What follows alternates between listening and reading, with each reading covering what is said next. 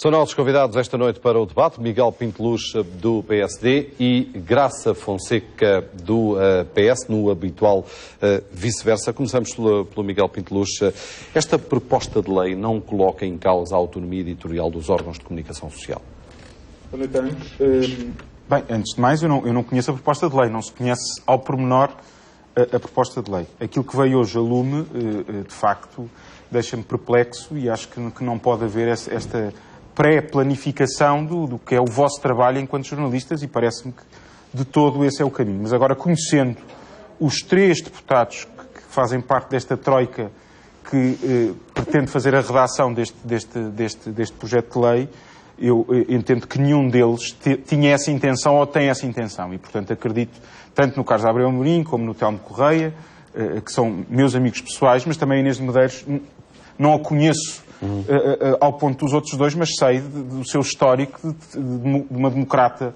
E, portanto, o que torna tudo ainda mais estranho, porque a dada altura propõe-se que o plano dos jornalistas para a campanha eleitoral, que normalmente, como sabemos, por parte dos partidos, é uma atividade muito desorganizada e, portanto, isso também iria provocar alguns problemas, que seja esse plano submetido previamente a uma comissão externa, ou seja, os critérios editoriais e o plano da cobertura da campanha estavam sujeitos à aprovação de uma entidade que teria a CNE e a ERC, sendo que a ERC não quer fazer esse papel. Sim, sem dúvida. Essa era a segunda análise que queria fazer, é a questão da ERC não ter sido ouvida e não querer fazer esse papel. E, portanto, eu acho que isto é uma notícia que surge numa altura em que o projeto estava muito embrionário, no início de um debate. Era, de facto, uma primeira iteração para se encontrar um documento que tem que ser consensual.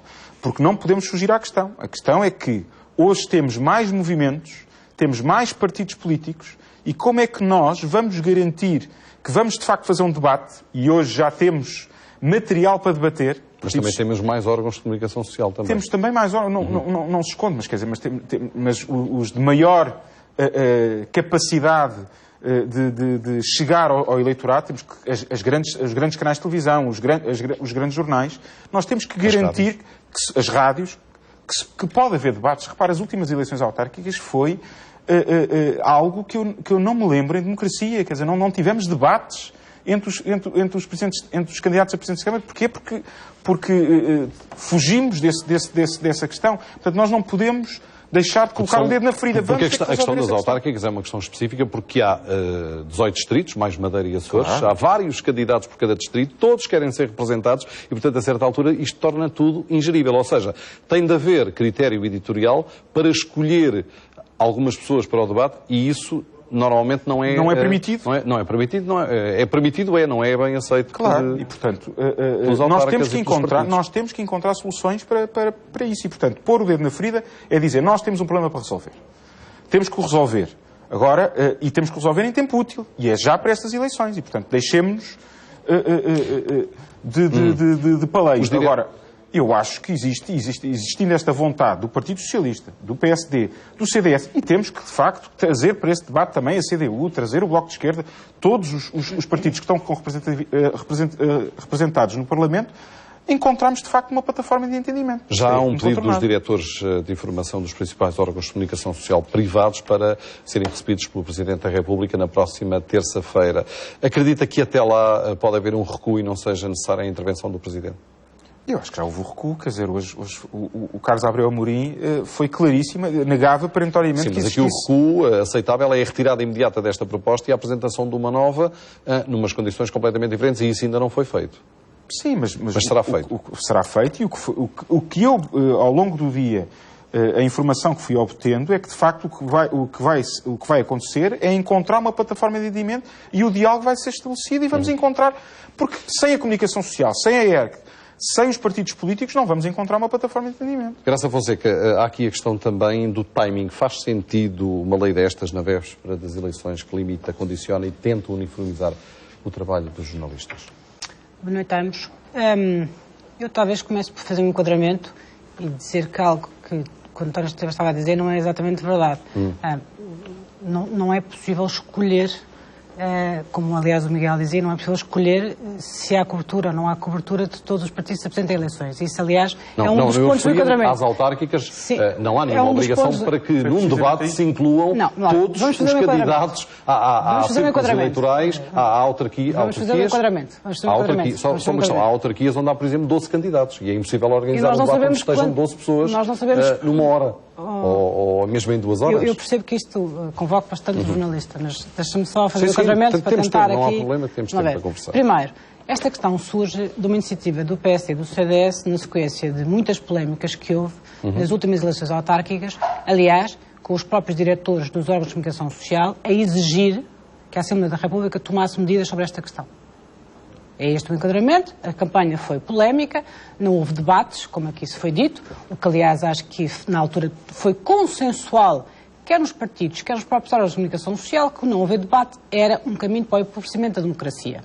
E é assim que surge esta questão. Na verdade, ao longo deste tempo todo, nunca mais ouvimos falar, eu, pelo menos que não estou no Parlamento, tal como aliás o Miguel não está, nunca mais ouvi falar sobre esta questão, e chegámos agora a 6 meses das eleições e surge esta polémica.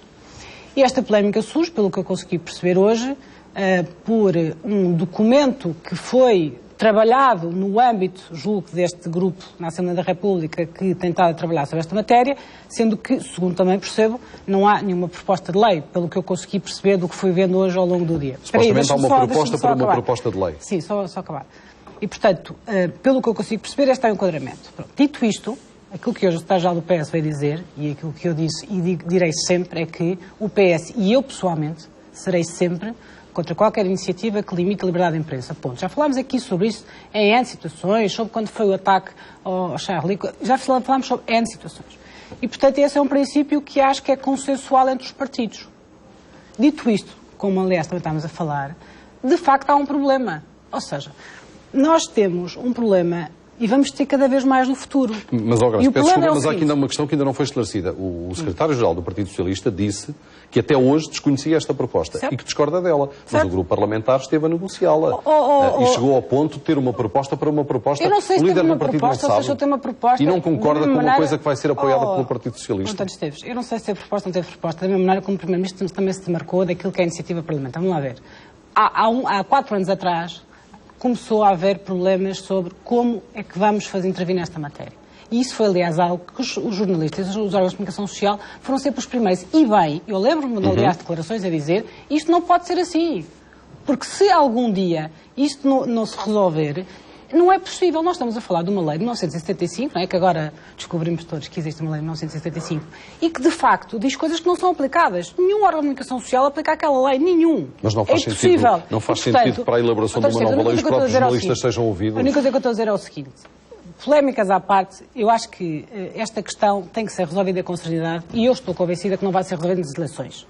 E provavelmente estou convencida que depois das eleições estaremos aqui outra vez a debater que se calhar a forma como foi a campanha foi coberta pelos órgãos de comunicação social não foi a melhor.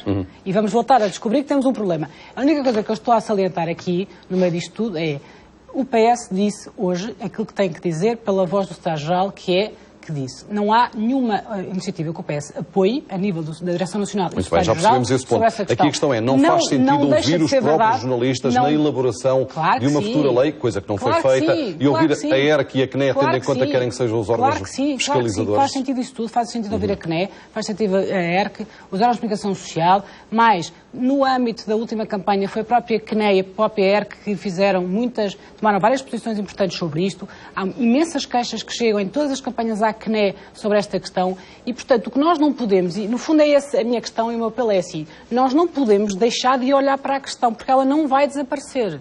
Ela não vai desaparecer. E, portanto, nós temos que perceber como é que esta questão vai ser resolvida. Agora, como é evidente, não vai ser resolvida, nem pode, com qualquer iniciativa que limite a liberdade de imprensa. Isso, para mim, é absolutamente evidente. Creio que estão esclarecidos todos os pontos. Sim, só mais uma nota que tem a ver com o seguinte, que é, quando eu dizia que não podemos deixar de colocar o dedo na ferida, tem a ver com isto. Tem a ver. Vai caber aos jornalistas, ou caberá aos jornalistas decidir. Bem, o candidato A, que nas sondagens tem 0,8%, em 12 candidatos, faz sentido ou não? Eu só queria dizer uma coisa para ficar esclarecido. Há pouco, quando eu falava das autárquicas, falava especificamente mas eu não estou a falar da questão dos debates, não do acompanhamento. Exatamente. Mas nem da campanha dos António, candidatos. eu percebi, estou a falar dos Ou seja, dos juntar debates. às vezes 12 pessoas numa hora ou 2 horas António, tem que se arranjar um modelo. António, estou mesmo a tocar aí no seu ponto e percebi o seu ponto.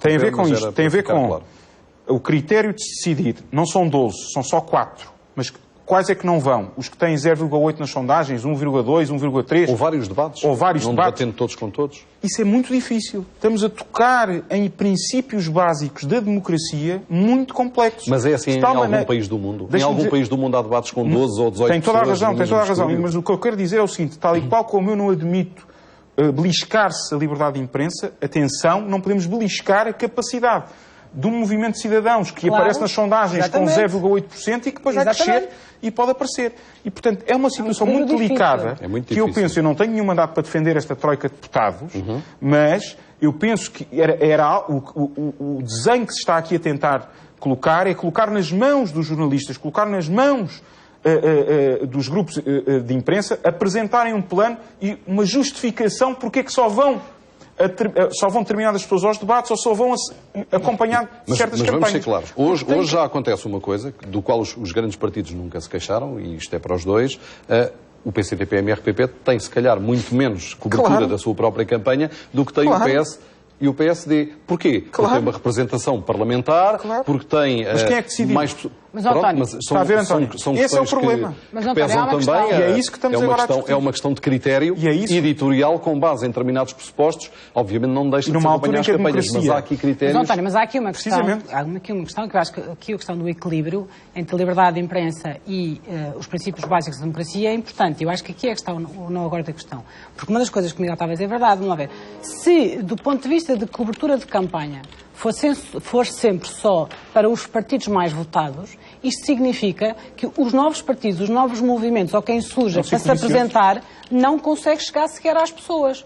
E, portanto, isto é, de facto, um problema que tem que ser resolvido. Mas tem que ser resolvido neste equilíbrio. As autárquicas, que é um problema, de facto, grave, mas não é só coisa que não se põe nas legislativas. As autárquicas é, de facto, um caso muito complicado, porque nós temos uma organização administrativa que permite esta confusão. Nós vamos ter mais 12 partidos candidatos às legislativas. Nós vamos ter mais 12 candidatos a Primeiro-Ministro. O António vai fazer debates com 12. Vai fazer debates com 14 pessoas. E às presidenciais? E às presidenciais também. Pronto, portanto, não é um problema só das autárquicas. Eu acho que é importante chamar a atenção. Não é um problema só das autárquicas. É o pior caso, não é? Sim, claro. Mas não é no só. Sentido nós vamos ter, da gestão. Nós vamos ter nas próximas legislativas vários movimentos e vários partidos novos a concorrer. Vários. Que não têm representação parlamentar. E, portanto, a questão aqui que se vai ter que colocar é como é que vai ser feita a cobertura da campanha, como é que vão ser feitos os debates e como é que nós asseguramos o equilíbrio entre a liberdade de imprensa, absolutamente, que não podemos nunca pôr em causa, com aquilo que também é a possibilidade da democracia dar o lugar a que os partidos que se apresentam possam chegar às pessoas. Isso é óbvio, evidente, e toda a gente tem direito, obviamente, a chegar à comunicação social e a ter cobertura. Voltamos ao ponto inicial. Este assunto é tão complexo que merece ser tratado com mais tempo, com mais rigor, com mais cuidado e provavelmente só depois destas eleições. Estou em crer que sim.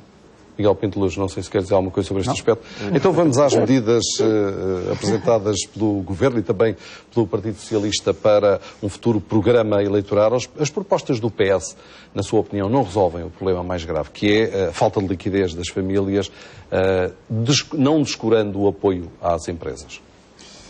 Deixe-me fazer só uma nota prévia, porque ainda não tivemos a oportunidade aqui às sextas-feiras de falar da questão do pacote que o Partido Socialista apresentou e dizer, e eu gosto de ser muito frontal e dizer que, de facto, é uma iniciativa inédita, é bem-vinda.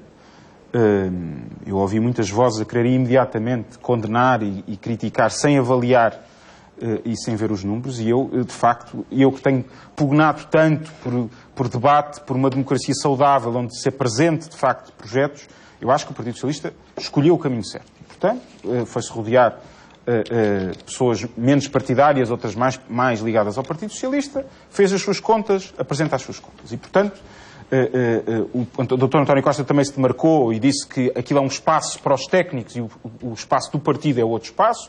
É o mesmo para o que o PSD apresentou e o CDS apresentaram na semana anterior. E, portanto, eu quero deixar esta ressalva e que, de facto, reputa todos os economistas que fazem parte deste painel como pessoas credíveis. Agora, outra questão é podermos avaliar aquilo que foi apresentado, e eu, não sendo economista, e estando longe de ter um conhecimento técnico profundo, e da leitura que fiz, aquilo que eu quase que dizia é que trata-se quase do programa do PSD-CDS, mas com esteroides. Em 2 anos, propõe-se fazer em 2 anos aquilo que os outros propõem fazer em 4. Vamos fazer mais rápido. A questão pode ser posta ao contrário. Se calhar é possível fazer em metade do tempo. Pronto, mas eu é que avalio que é com esteroides, porque de facto eu tenho que...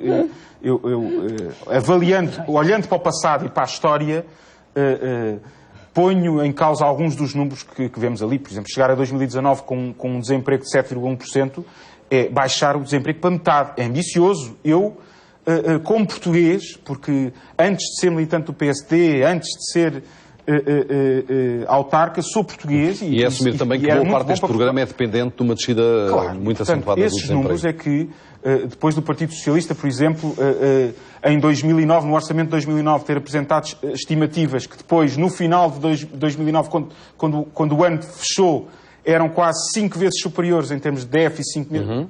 E, portanto, deixa-me algumas dúvidas. Temos duas pessoas insuspeitas, Lobo Xavier e Manuela Ferreira Leite, que encontram virtudes neste documento do PS, moderado, sério, que merece ser discutido. Concorda com esta análise?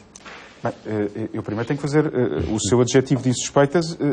Eu aí não sei se são insuspeitas. Ferreira Leite foi líder do foi líder do PSD, mas tem sido uma voz... é uma figura incontornável do CDS. Eu estou-me a limitar a falar do Dr. Manuel Ferreira Leite, tem sido uma voz contestatária o mais possível nas suas aparições públicas na comunicação social semanalmente, e, portanto, eu diria que de uma crítica só num sentido, e, portanto, tem sido, não é tão insuspeita desse ponto de vista. Especialista em finanças públicas e em economia. Pois, está bem, mas eu não avaliava era tão insuspeito como isso, e, portanto, tem sido uma posição que tem tido algo que eu diria enviesada, ou pelo menos tem uma leitura diferente das coisas. Portanto, mas eu deixo-me dizer-lhe, há medidas que o Partido Socialista apresenta que são inovadoras de facto e que devem ser pensadas. E o Primeiro-Ministro, ao contrário de outros líderes políticos que se viram imediatamente a criticar, o Primeiro-Ministro foi claro, saudou a iniciativa e disse que precisava de mais dados. E nós precisamos de mais dados, porque o professor Mário Centeno não nos deu os números Graça todos. Fonseca, não estamos perante uma Bíblia, ou seja, este documento é um documento que vai servir de base de trabalho à parte política, sendo que agora este foi um trabalho dos economistas, e que pode ser alterado em várias das suas vertentes, ou nas questões essenciais, certamente, que se vai manter aquilo que foi anunciado. Bom, eu começo por saudar as palavras do Miguel, que acho que é sempre também de saudar, que se considera uma iniciativa que vale a pena discutir, porque o Miguel, nós aqui temos discutido muito a questão de ser importante haver uma definição de caminhos e para as pessoas perceberem quais são as diferenças e quais são os caminhos que cada um segue. Este relatório foi feito, como o Miguel disse, por 12 economistas, enfim, mais à direita, mais à esquerda, mais liberal, menos liberal, enfim, ao conjunto, e, portanto, apresenta, acho eu, 2 aspectos importantes, independentemente das medidas concretas. Por um lado, baseia-se no próprio cenário da Comissão Europeia, o cenário base da Comissão Europeia, e é sobre este cenário que trabalha, e é sobre este cenário que projeta o caminho, estimando sempre o impacto de cada uma das medidas que o relatório propõe. Portanto, quer o impacto negativo, quer o impacto positivo, ou seja, do ponto de vista de aumento de receita ou do ponto de vista de aumento de despesa, cada uma das medidas está com impacto estimado. E, portanto, isto permite a fazer uma avaliação de cada uma das medidas e do seu conjunto das medidas.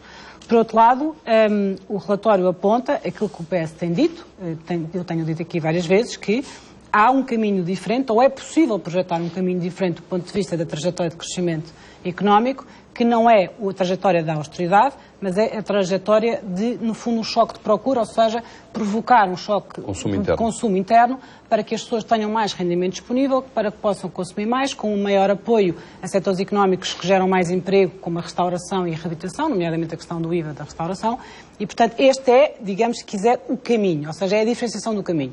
O Primeiro-Ministro, para além daquilo que disse no primeiro momento, hoje disse, eu vi há pouco também, disse que considerava este um caminho arriscado e, portanto, perigoso. E explicou porquê? Explicou que não acredita num caminho que promova este choque de procura interna, considera que esse não é o caminho que nos vai levar ao crescimento económico e à geração de emprego. O Governo tem apontado, portanto, que é as exportações como motor da economia e o apoio às empresas para a criação de emprego e produtividade. Pois, o problema é que as exportações como o caminho, por um lado, as exportações não são suficientes, porque se nós temos as exportações a crescer, enfim, medianamente.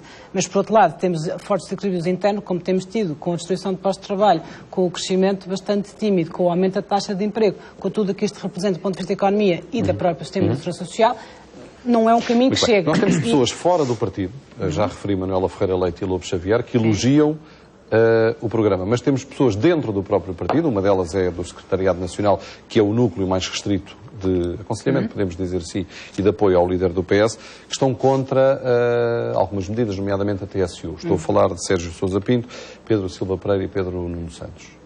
Eu, para já, não ouvi nada disso. Eu estive na Comissão Política, estive a noite toda na Comissão Política e não ouvi nada disso. Veio nos jornais e ainda não foi desmentido. Certo, eu não estou a dizer o que eu sei e de onde eu estive. Pronto, e o que eu lhe posso dizer sobre isso é um partido plural.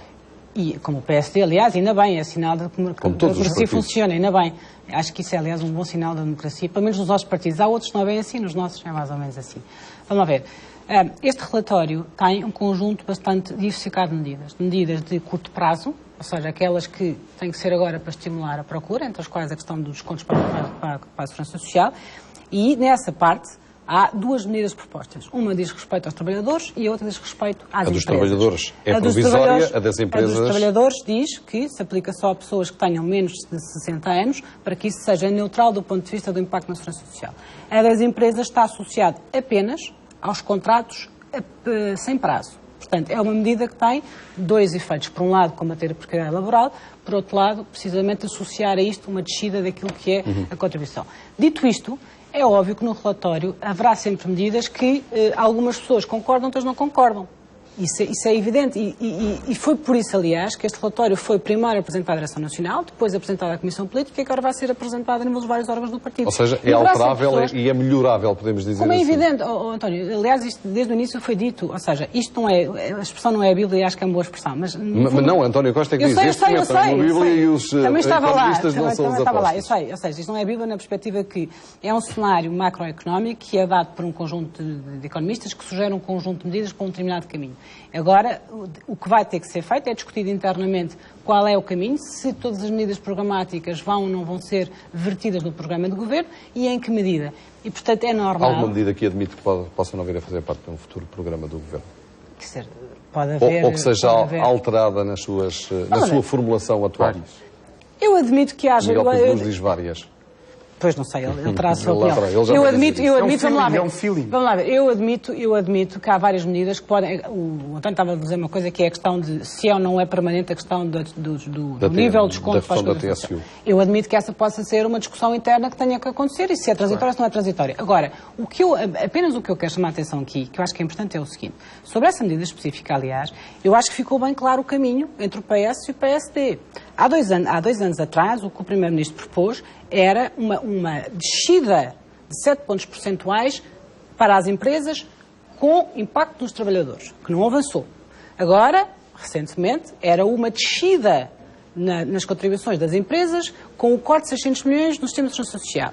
E o que este relatório propõe não é nada disso. Propõe dois caminhos completamente diferentes, um ligado à precariedade e ao combate à precariedade, que é neutral, e outro relacionado com aquilo que as pessoas hoje em dia pagam e aquilo que vão receber no futuro. Portanto, são dois caminhos completamente diferentes. Miguel Pinto Luz, nenhuma das propostas resolve um problema grave, que é a sustentabilidade da segurança social. Nem a do Governo, nem a do PS. Em relação a isso, já falámos a semana passada, o Governo colocou em cima da mesa e detectou um buraco de 600 milhões e que quer debater. E quer debater com o Partido Socialista. O Partido Socialista não está disponível para isso. Deixe-me só dizer-lhe de uma análise, porque de facto eu sou engenheiro, a minha formação é engenharia, mas ouvi o professor Mário Centeno falar de uma média de crescimento de 2,6%. E os engenheiros, quando se fala em médias, depois vai-se perceber o que é que há aqui pelo meio, porque os economistas gostam muito de médias, tendências, mas depois pelo meio. Então o que é que eu detetei? Que neste período que este relatório circunscreve, 2015-2019, prevê um crescimento, o PSD e o CDS de 1,6 em 2015, o PS a mesma coisa, e termina em 2019 o ciclo, o PSD e o CDS em 2,4, o PS 2,3. E, portanto, mas a média 2,6 onde é que vem? Não, 2,3 termina em 2019 com um crescimento de 2,3. Mas a média, aqui pelo meio há uns picos. Então chegamos a 2017 e há um crescimento de 3,1. E, portanto, é esta explicação mais fina que eu preciso.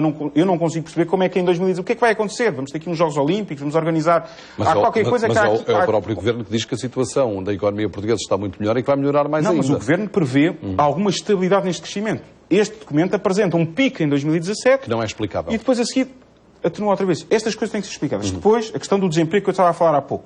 O Governo prevê de 11% de desemprego em 2019, o Partido Socialista vem apresentar 7,4%. Portanto, é algo que eu acho ambicioso, acho muito bom enquanto português. Tenho dúvidas, seríssimas dúvidas, e olhando para o histórico do Partido Socialista, essas dúvidas ainda me ressaltam mais. Mas depois o dado mais gritante tem a ver com a percentagem da dívida, da dívida pública, que tem a ver, nós partimos de um cenário de 124% de dívida pública, e portanto os dois, o PS acha que vamos chegar ao final deste ano com 130% do PIB. O PS e alguns economistas. E alguns economistas, muito bem, mas o dado interessante é quando chegamos a 2019. Então o Partido Socialista apresenta que vamos chegar com 117% do PIB em dívida pública.